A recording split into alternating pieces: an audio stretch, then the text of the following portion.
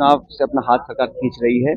और देखिए, उपचुनाव एक अलग परिस्थिति में होते हैं, अलग अलग जिलों में अलग अलग समीकरण बनते हैं, अलग अलग कारण हो सकते हैं, हार जीत होती रहती है, लेकिन कांग्रेस मजबूत है।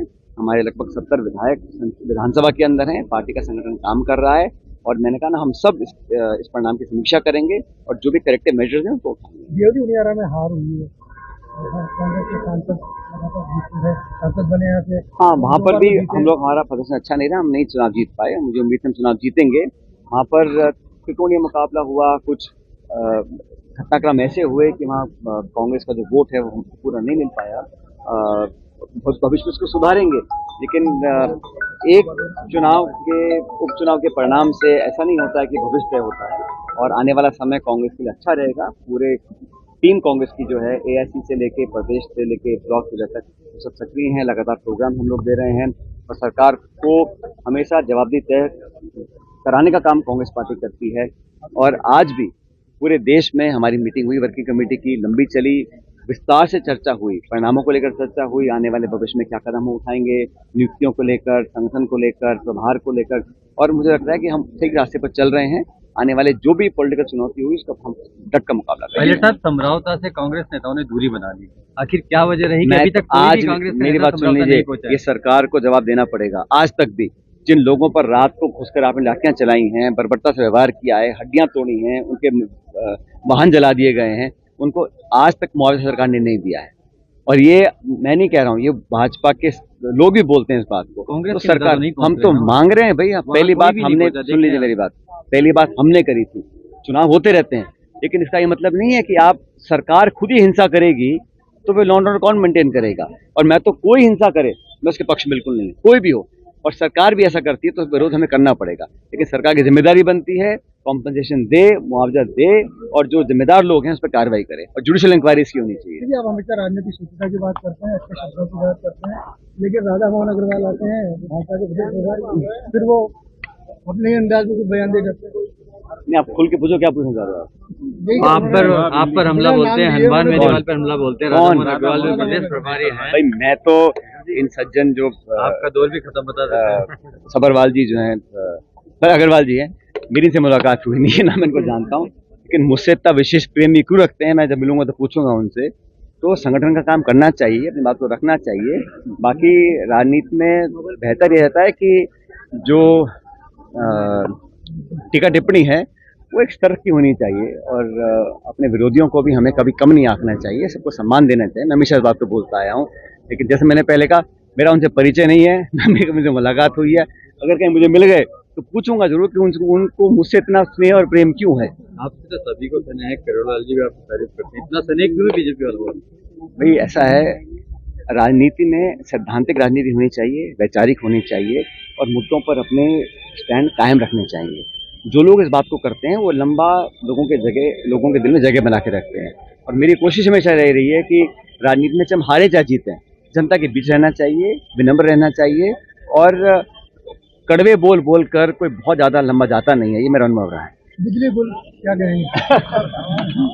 1991 में एक कानून पारित किया था और वो कानून सरकार का नहीं, पूरी सर्वसम्मति से संसद ने पारित किया था कि देश की आज़ादी के बाद जो धार्मिक स्थल हैं उनको एज इट इज रखा जाएगा, यथावत रखा जाएगा। लेकिन कहीं ना कहीं जो लोअर कोर्ट्स हैं वहाँ पर इस प्रकार के घटनाक्रम सामने आ रहे हैं जहाँ पर लोगों में बेवजह तनाव पैदा हो रहा है। और मुझे लगता है चाहे वो संभल का मसला हो या अजमेर का मसला हो, जानबूझ के कोई ताकतें हैं इस देश में जो चाहती हैं कि जनता का ध्यान किसान, महंगाई, बेरोजगारी से हटाकर इन मुद्दों पर आकर्षित किया जाए। इससे तनाव पैदा होता है, बेवजह निर्दोष लोगों की मौत हुई संभल के अंदर और कोई ना कोई इसके लिए जिम्मेदार है। तो ये जो इन बातों को अंजाम देने वाले जो लोग हैं उनसे हमें परहेज करना पड़ेगा, जो ताकतें लोगों को बांटना चाहती हैं। आज राहुल गांधी जी, प्रियंका गांधी जी, संभल में जो लोग जिनकी मौतें हुई हैं उनसे मिलना चाहते, परिवार से मिलना चाहते थे, उनको जाने से रोक दिया गया है और वहाँ पर एक तनाव का माहौल पैदा करने की कोशिश की जा रही है। क्योंकि भाजपा की जो राजनीति है वो ध्रुवीकरण पर टिकी हुई है और ये एक धीमी आंच पर हमेशा कुछ न कुछ सुलगाने की कोशिश करते रहते हैं। अब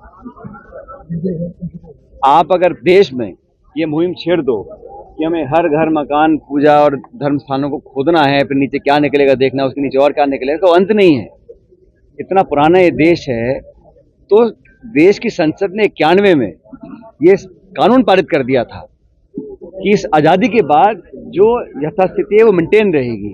तो ऐसी क्या वजह आ गई है कि हम लोगों को बजाय इसके कि लोगों को रोजगार दें, महंगाई कम करें, किसानों की मांग पूरी करें, आज किसान धरना दे रहे हैं, देश की राजधानी पर हजारों लाखों किसान पहुंच रहे हैं, एमएसपी पर कानून बनाने की मांग रख रहे हैं। सरकार को उन पर ध्यान देना चाहिए और संसद में भी चर्चा होनी चाहिए, सार्थक चर्चा हो जो देश के ज्वलंत मुद्दे हैं। तो ये जो लोगों के अंदर एक टकराव पैदा करने की जो एक लोगों ने ठान रखी है, उस मंशा को मैं गलत मानता हूं। देश सबका है, संविधान में सबको बराबर का अधिकार और हक दिया है और ये देश की खूबसूरती है।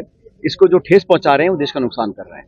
आजकल किरोड़ी लाल जी काफी एक्टिव नजर आ रहे हैं, जिनसे लेकर रात तक अपनी सरकार, कल रात को भी वो पुलिस के खिलाफ ही जो है, तो जब सरकार के अंदर से आवाज उठती है तो कहीं ना कहीं देखना पड़ेगा कि सरकार की कार्रवाई में कमियां हैं।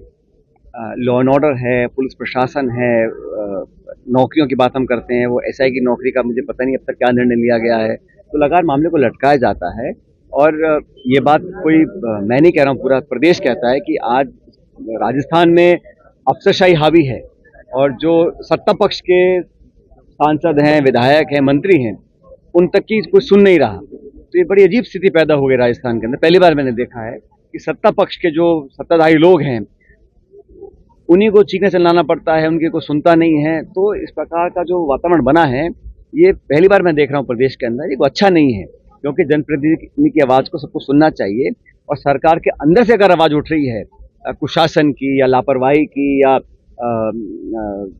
गैर कानूनी कार्रवाई की, तो सरकार को फिर कब जगेगी सरकार। हम तो विपक्ष का काम कर ही रहे हैं, लेकिन सरकार के अंदर से जो आवाज़ आ रही है, तथ्यात्मक जो बातें हैं उस पर अगर कोई कह रहा है, सरकार को संज्ञान लेना चाहिए। और डॉक्टर किरोड़ी मीना जी अभी भी फिलहाल मंत्री हैं प्रदेश सरकार में, अभी तक तो है ही वो। उनकी बात तो सरकार को सुनना चाहिए, क्यों नहीं सुनती है सरकार। पहले था 7 में से 6 सीट कांग्रेस हार जाती, क्या टिकट वितरण में बड़ी कमी रही है? देखिए, देश में जो अलग अलग राजस्थान के साथ कई क्षेत्र में चुनाव हुए, ये बात बिल्कुल सही है कि महाराष्ट्र में, हरियाणा में जो परिणाम आए वो उम्मीद से बिल्कुल चौंकाने वाले परिणाम थे।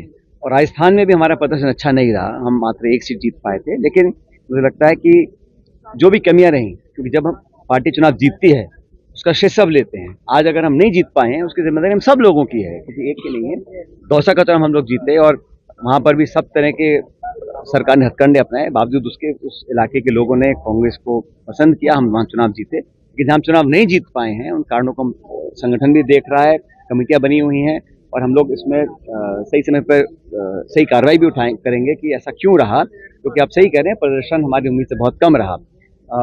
लेकिन बाई इलेक्शंस कई जगह हुए, प्रियंका गांधी जी रिकॉर्ड मार्जिन से जीती हैं वायनाड से। उत्तर प्रदेश में हमारा गठबंधन कई जगह आगे रहा। तो ऐसा नहीं है कि एक तरफा परिणाम आए, कुछ परिणाम पक्ष में आए, कुछ हमारे पक्ष में नहीं आए। पायलट साहब, 2023 में आपने लगातार मांग उठाई कि सरकार रिपीट होने के लिए कदम उठाए जाने चाहिए। सरकार भी रिपीट नहीं हुई, लेकिन अब उपचुनाव का इतिहास भी बदल गया जो आपके पक्ष में था। ऐसी सूरत में 2028 को लेकर चिंता की लकीरें अभी तो चुनाव पंचायत के होंगे, नगर पालिकाओं के होंगे, उसको सरकार पोस्टपोन करने के मूड में लग रही है। मुझे समय पर चुनाव होने चाहिए, तो अधिकारी बैठेंगे वो बेहतर है, या सब जो गाँव देहात के लोग हैं वो पंचायतों को चलाएंगे। इसलिए सरकार को तुरंत चुनाव कराने चाहिए। पता नहीं किस कारण से चुनाव से अपना हाथ सरकार खींच रही है। और देखिए, उपचुनाव एक अलग परिस्थिति में होते हैं, अलग अलग जिलों में अलग अलग समीकरण बनते हैं, अलग अलग कारण हो सकते हैं, हार जीत होती रहती है। लेकिन कांग्रेस मजबूत है, हमारे लगभग 70 विधायक विधानसभा के अंदर हैं, पार्टी का संगठन काम कर रहा है और मैंने कहा ना, हम सब इस परिणाम की समीक्षा करेंगे और जो भी करेक्टिव मेजर्स हैं उनको उठाएंगे। में हार हुई है, कांग्रेस के सांसद बने यहाँ से। हाँ, वहाँ पर भी हम लोग, हमारा प्रदर्शन अच्छा नहीं रहा, हम नहीं चुनाव जीत पाए। मुझे उम्मीद है हम चुनाव जीतेंगे। वहाँ पर त्रिकोणीय मुकाबला हुआ, कुछ घटनाक्रम ऐसे हुए कि वहाँ कांग्रेस का जो वोट है वो पूरा नहीं मिल पाया। भविष्य में उसको सुधारेंगे, लेकिन एक चुनाव के उपचुनाव के परिणाम से ऐसा नहीं होता है कि भविष्य तय होता है। और आने वाला समय कांग्रेस के लिए अच्छा रहेगा। पूरे टीम कांग्रेस की जो है, एआईसी से लेके प्रदेश से लेके ब्लॉक जिला तक सब सक्रिय हैं। लगातार प्रोग्राम हम लोग दे रहे हैं और सरकार को हमेशा जवाबदेही तय कराने का काम कांग्रेस पार्टी करती है। और आज भी पूरे देश में हमारी मीटिंग हुई, वर्किंग कमेटी की लंबी चली, विस्तार से चर्चा हुई, परिणामों को लेकर चर्चा हुई, आने वाले भविष्य में क्या कदम हम उठाएंगे, नियुक्तियों को लेकर, संगठन को लेकर, प्रभार को लेकर, और मुझे लगता है कि हम सही रास्ते पर चल रहे हैं। आने वाले जो भी पॉलिटिकल चुनौती हुई उसका हम डट का मुकाबला करेंगे।